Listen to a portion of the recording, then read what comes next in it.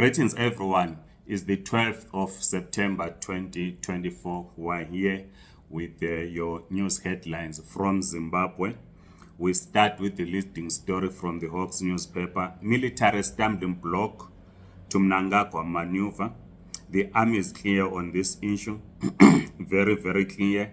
The president has to serve his constitutional second term and retire in 2028.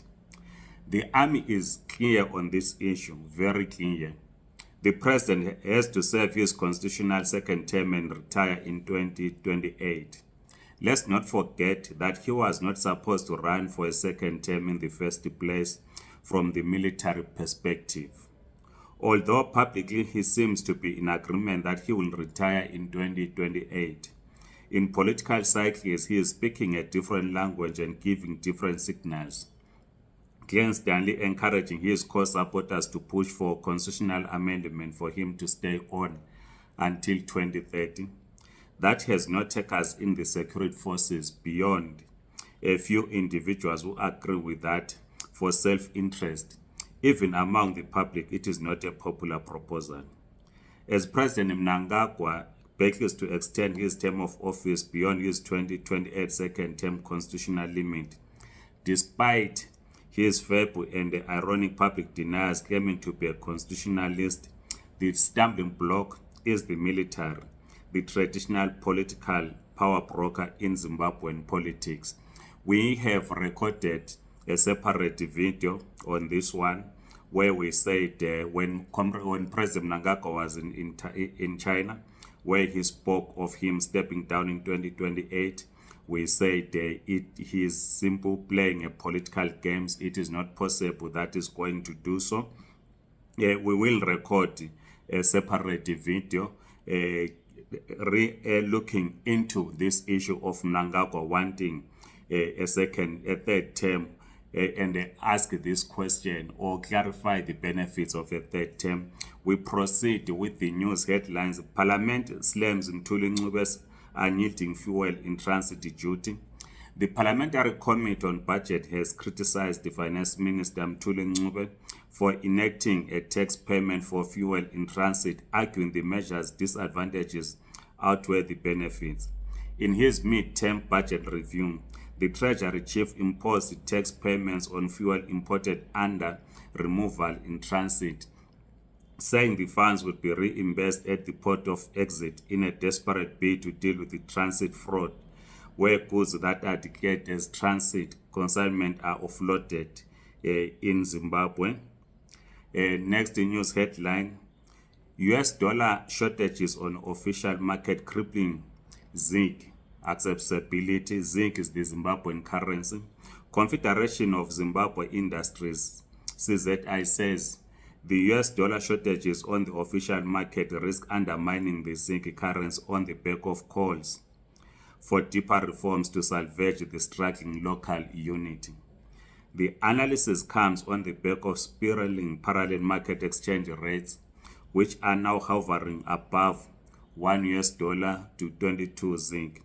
Markets have swiftly responded to the shocks, triggering a new wave of inflationary pressures while in the process slowly threatening the local unity's viability if combative measures are not timelessly put in place.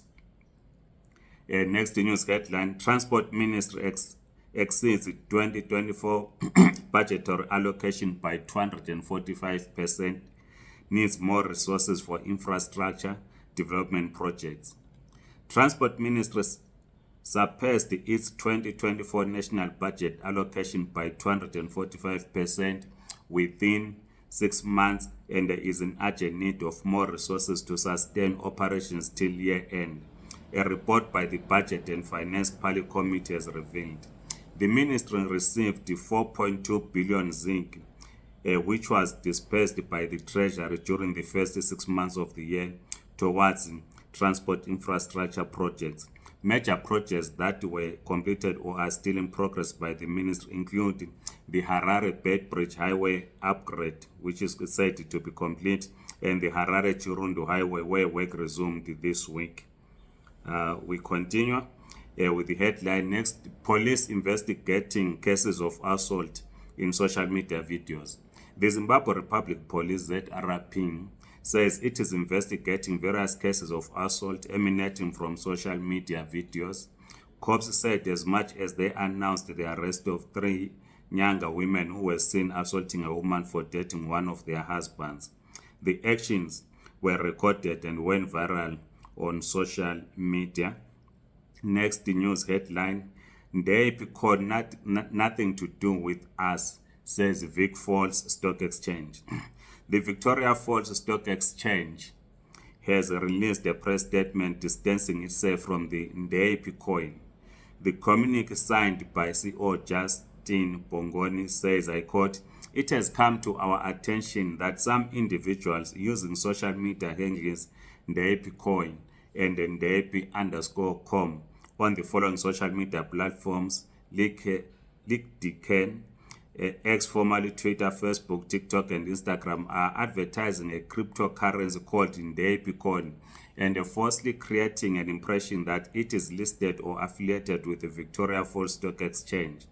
The owners of the social media handlers cited above's use of our name, acronym, and branding elements is an attempt to deceive the unsuspecting investing public." We continue. Conflicts have closed 14,000 schools in 24 African countries starting. Millions of African children are without education as the schools struggle to cope with the impact of armed conflict and insecurity. The Norwegian Refugee Council says that as of June 2024, more than 14,300 schools were closed in 24 African countries, with the most closures were in Burkina Faso, the Democratic Republic of Congo, Chad, Nigeria, and Niger. We continue. Shock as Justice Mutebezi, 3 years on the bench, parachuted to Bulawayo's top judge. Chief Justice Luke Malaba has named Justice Munamato Mutebezi, appointed to the bench only in 2021, as the most senior judge in Bulawayo, astounding many lawyers. Mutebezi is replacing Justice David Mangota, who has retired. ZimLife spoke to half a dozen lawyers who all expressed surprise that Mutebezi had been parachuted in from Harare, with the most senior judges in Bulawayo overlooked, including Justice Nokuthula Moyo, Justice Evangelista Kabasa, and Justice Christopher Dube Banda. These are the local Zimbabwean news. We conclude by this one, which of course others will deal with them when we discuss the international news headlines. Lithuania seizes Belarus shipment of fire trucks to Zimbabwe over sanctions. Lithuania is holding on to 17 fire engines seized in 2021 while being shipped to Zimbabwe from neighboring Belarus, which is under European Union sanctions, officials said on Wednesday. Zimbabwe's new Attorney General Virginia Mabiza, appointed last September, flew to the small European country earlier this year on a mission to get the trucks released, but her efforts were in vain. Information Secretary Ndabaningi Mangwana said the government was still appealing to the Lithuanians to release the fire tenders. Please like this video, subscribe to this YouTube channel. If you're on TikTok, please do follow us. We'll be back when we record the international headlines, but we'll also do a separate video today about the benefits of Mnangagwa continuing as a president for a 3rd term. Goodbye.